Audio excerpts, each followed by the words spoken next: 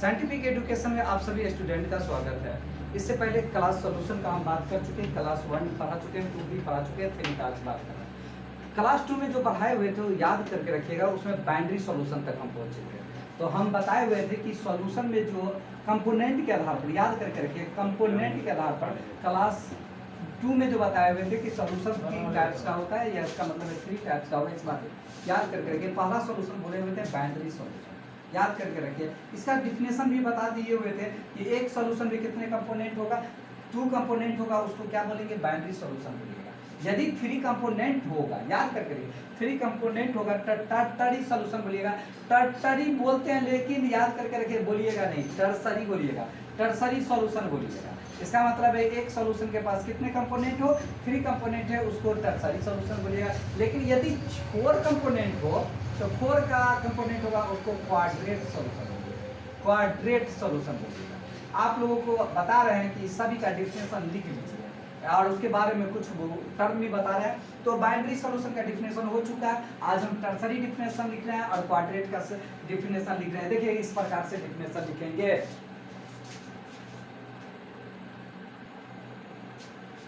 तो आज दूसरा बी में देख लीजिए, हम जिसका बारे में डिस्कस किया वो टर्टरी सॉल्यूशन है। टर्सरी बोलिएगा, टर्टरी नहीं बोलिएगा, टर्सरी सॉल्यूशन का डिफिनेशन इस प्रकार से आप लिखिएगा। क्या बोलिएगा डिफिनेशन, सिंपल सी बात है। ए सॉल्यूशन कंसिस्ट 2 कंपोनेंट, जिस जगह पर लगा दीजिएगा 3 कंपोनेंट्स, 3 कंपोनेंट्स। सच सॉल्यूशन, उस सॉल्यूशन को कहेंगे, such solution is known as tertiary solution. इसका मतलब है, याद करके रखिए, टर्सरी का मीनिंग अगर कोई पूछा जाए तो बोलिएगा 3 कंपोनेंट वाले को कहा जाएगा। लेकिन तीसरा जो क्वेश्चन जो पढ़ा रहे आज देखिए, टर्सरी के बाद देखिएगा, 1 मिनट, टर्सरी के बाद लिखिएगा सी वाला वर्ड्स देखिएगा, क्वाड्रेट सॉल्यूशन। क्वाड्रेट सॉल्यूशन जब लिखना हो ना तो आप लोग भी नहीं मिटा दीजिएगा, हम बता रहे हैं, आप लोग रिपीट कर लीजिएगा। क्वाड्रेट सॉल्यूशन, क्वाड्रेट याद करके रखिए, क्वाड्रेट सॉल्यूशन लिखिएगा तो 3 को हर से हटा दीजिएगा, 3 की जगह पर क्या लिख दीजिएगा, 4 लिख दीजिएगा, याद करके रखिए। अगर 4 कंपोनेंट्स लिख दीजिएगा, सच सॉल्यूशन इज नोन एज, क्या बोलिएगा, टर्सरी को हटा के लिख दीजिएगा क्वाड्रेट सॉल्यूशन। इसका मतलब है क्वाड्रेट का डिफिनेशन अगर पूछा जाए तो बोलिएगा ए सॉल्यूशन कंसिस्ट कितने component, 4 component, such solution is known as, क्या कहेंगे, क्वाड्रेट सॉल्यूशन। तो आप तो जान चुके हैं सॉल्यूशन के कंपोनेंट के आधार पर 3 टाइप से बोले हैं, binary solution, ternary solution, quadrate solution.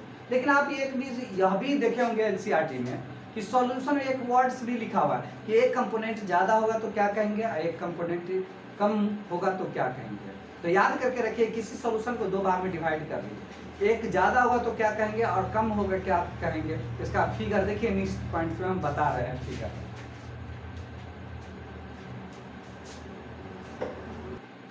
आप देखिए सॉल्यूशन में कभी कभी ये लिखा रहता है, ये देखिए, अगर मान लीजिए सपोज किया जाए, इस वर्ड्स को थोड़ा सा ज्ञान रखिएगा आप, अच्छे न्यूमेरिकल बनाने में काफी सुविधा होगा।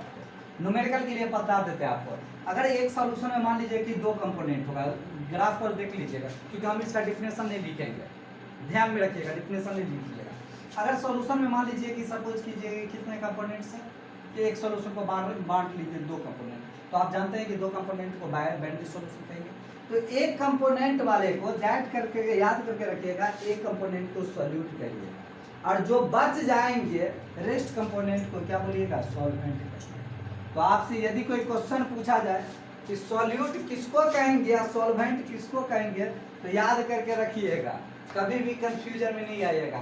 कह रहे हैं कि एक सॉल्यूशन में, याद करके, एक सॉल्यूशन में जिस कंपोनेंट का मात्रा, ये देखिए, जिस कंपोनेंट का मात्रा, कंपोनेंट का मात्रा लेस हो, याद करके रहिए। इसका मतलब है ए सॉल्यूशन में जिस कंपोनेंट का क्वांटिटी, याद करके रखिए, क्वांटिटी क्या रहे, वेरी लेस हो रहा है। इसका मतलब है कि वेरी लेस होगा उसको सॉल्यूट बोलिएगा, और जिसका क्वांटिटी क्या होगा, क्वांटिटी याद करके रखिए, क्वांटिटी वेरी लार्जर होगा, वेरी लार्जर होगा, तो याद करके रखिएगा उस कंपोनेंट को that is known as solvent कहिएगा। याद करके रखिए। आपसे यदि पूछा जाए कि सॉल्यूशन में अगर दो कंपोनेंट होगा तो एक कंपोनेंट को क्या कहेंगे तो बोलिएगा सॉल्यूट कहेंगे, तो दूसरा कंपोनेंट को क्या कहेंगे तो सॉल्वेंट कहेंगे। तो आपसे यह भी क्वेश्चन डिफिनेशन पूछा जाएगा कि सॉल्यूट का डिफिनेशन क्या होगा, तो बोलिएगा एक सॉल्यूशन में जिस कंपोनेंट का क्वांटिटी क्या रहा है वेरी लेस रहा है उसको हम क्या बोलेंगे सॉल्यूट बोलेंगे, और जिस कंपोनेंट में एक सॉल्यूशन में जिस कंपोनेंट का मात्रा जो रेस्ट में बच जाएगा जिसका क्वांटिटी का क्या होगा वेरी लार्ज होगा उसको क्या कहिएगा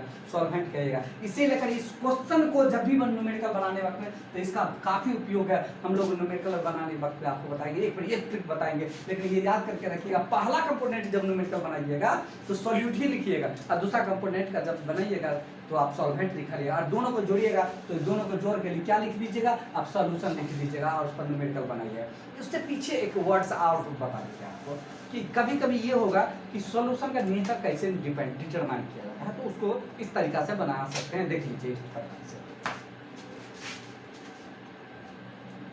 तो आप लोगों को एक वर्ड सा सिखला देते हैं कि थोड़ा सा ऑब्जेक्टिव बनाने में सुविधा होगा कि अगर पूछा जाए कि सॉल्यूशन का नेचर किसके नेचर पर डिपेंड करता है, सॉल्यूशन का नेचर याद रखिए, आप ये याद करके रखिएगा। अगर पूछा जाए कि सॉल्यूशन, ये याद करके रखिएगा, हम बहुत अच्छी चीज बताते हैं, सॉल्यूशन का नेचर होगा कैसा होगा, तो ये याद करके रखिएगा सॉल्यूशन का नेचर डिपेंड करेगा, याद करके डिपेंड करेगा ऑन किस पर, नेचर ऑफ सॉल्वेंट, याद करके रखिएगा नेचर ऑफ सॉल्वेंट पर डिपेंड करेगा।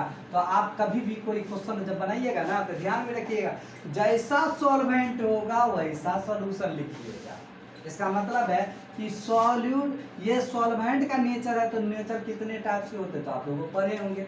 नेचर है पहला टाइप देखे होंगे सॉलिड होगा, दूसरा पढ़े होंगे लिक्विड होगा, और तीसरा कंपोनेंट देखिए। तो हम लोग क्या बोले कि सॉल्यूशन के नेचर पर डिपेंड करता है, सॉल्वेंट के नेचर पर, तो पहला समझे कि सॉलिड होगा, दूसरा नेचर होगा लिक्विड होगा, तीसरा क्या होगा गैस होगा। आप यह याद करके रखिएगा, आप लोग जब भी बनाइएगा न्यूमेरिकल और क्वेश्चन जब बनाइएगा कि सॉल्यूशन के इसके नेचर के आधार पर, सॉल्वेंट के नेचर के आधार पर सॉल्यूशन के कितने टाइप्स होगा, तो इसको क्या कीजिए 3 है, 3 को 3 बार से मल्टीप्लाई कीजिएगा तो कितने टाइप्स के हो जाएंगे, तो 9 टाइप्स की सॉल्यूशन होगा। आप याद करके रखिए, कहिएगा ये कैसे होगा, हम बना के एक ग्राफ बना के दिखा देते हैं कि 9 टाइप के सॉल्यूशन कैसे हो जाता है। और देखिए इस प्रकार से आप देखेंगे कि 9 टाइप का सॉल्यूशन कैसे हो जाता है। ध्यान देना, तू कहाँ ध्यान दी। आप देखिए इस नेचर के आधार पर आपको हम क्लासिफिकेशन करके बता देंगे आप लोगों को। देखिए सबसे पहली बात यहाँ पर लिख लीजिएगा, आप लोगों को याद करने की जरूरत नहीं होगा, ये होगा सॉल्वेंट, याद करने की कभी एग्जाम्पल नहीं ये रट लीजिएगा, याद नहीं कीजिएगा, क्योंकि तुमको न्यूमेरिकल बनाने में सुविधा होता है ना कि एग्जाम्पल कभी पूछा जाता है। तो याद करके रखिएगा ये नेचर हुआ सॉल्यूशन। आप देखिए नेचर के कैसे डिपेंड करता है, देखिए जैसा सॉल्वेंट होगा वैसा सॉल्यूशन होगा। तो देखिए इसको सॉलिड बोल लीजिएगा, यहाँ पर लिख लीजिए लिक्विड लिख लीजिए, और यहाँ पर लिख लीजिएगा गैस लिख लीजिए। एक टाइप से हो गया, इसको ऐसे कर लीजिए, आप देख लीजिए, फिर लिखिएगा सॉलिड लिख लीजिए, फिर लिखिए लिक्विड लिखिए, और फिर क्या लिख लीजिएगा गैस लिखिए। इसी प्रकार से आप नेक्स्ट पॉइंट में सॉलिड लिक्विड लिखिए। आप देखिए नेचर कैसा सॉल्वेंट, अगर ये सॉलिड है तो ये भी सॉलिड है, मान लीजिए सॉलिड में बना रहे हैं सॉलिड है। आप देखिए यहाँ पर लिख दिया कोई लड़का लिक्विड है, यहाँ पर लिख दिया कोई लड़का लिक्विड है, लिक्विड फॉर्म में बता रहा है, ये लिक्विड फॉर्म। और मान लीजिए नेक्स्ट पॉइंट पे गैस होगा, गैस होगा। आप देखिए अगर सॉल्यूट सॉलिड होगा और सॉल्वेंट भी सॉलिड होगा तो इस पर डिपेंड नहीं कर रहा है, इसके नेचर पर जैसा होगा वैसी होगा। इसका मतलब सॉल्यूशन क्या होगा, सॉलिड होगा। अब देखिए लिक्विड सॉल्यूट है लेकिन सॉल्वेंट क्या है, सॉलिड है, इसलिए का सॉल्यूशन भी क्या होगा, सॉलिड होगा। अब यहाँ पर देखिए क्वेश्चन, ये देखिए लिक्विड क्या है, गैस क्या है, सॉल्यूट है, लेकिन सॉल्वेंट क्या है, सॉलिड है, इसलिए का सॉल्यूशन क्या होगा, सॉलिड होगा। ये इस बात को ध्यान में रखिएगा। अब नेक्स्ट पॉइंट्स में देख लीजिए, इस क्वेश्चन को देखिए, ये सॉलिड है, कौन सॉल्यूट सॉलिड है, लेकिन लिक्विड क्या है, सॉल्वेंट है, इसलिए यह सॉल्यूशन का जो नेचर होगा वह सॉल्वेंट के आधार पर डिपेंड करेगा, ये लिक्विड होगा। इसका मतलब है कि जैसा सॉल्वेंट वैसा सॉल्यूशन, इसका मतलब यह भी होगा क्या होगा, लिक्विड है। इसको आप देखिए चाहे नहीं देखिए, याद करके रखिए, इसको नहीं भी देखिएगा तो आप टिक लगाइएगा तो आसानी से टिक लगाइए, इसका भी सॉल्यूशन का नेचर क्या होगा, लिक्विड होगा। इसका मतलब है इस टाइप का जब भी क्वेश्चन होगा तो इसी प्रकार से देखिए, आप बनाए पहले सॉलिड तो लिक्विड, तब बनाइएगा किस पर, गैस पर। याद देखिए, याद करके देखिए, सॉलिड लिक्विड और गैस पर बनाइएगा। तो इस प्रकार से देखिए 1 2 3 6 हो चुका, आप 3 आगे बनाइएगा तो आपको सॉल्यूशन के जिस याद करके रखिए, सॉल्वेंट के नेचर पर सॉल्यूशन के कितने टाइप्स हो चुके हैं, 9 टाइप्स होगा। आज आप बता रहे हैं। नेक्स्ट जो क्लास जो 4 होगा उसके नेक्स्ट सॉल्यूशन के बारे में हम डिस्क्राइब करेंगे। इससे पहले अगर आपको वीडियो अच्छा लगा हो तो साइंटिफिक एजुकेशन को सब्सक्राइब कर लीजिए और ज़्यादा से ज़्यादा अपने दोस्तों के बीच में शेयर करें। धन्यवाद।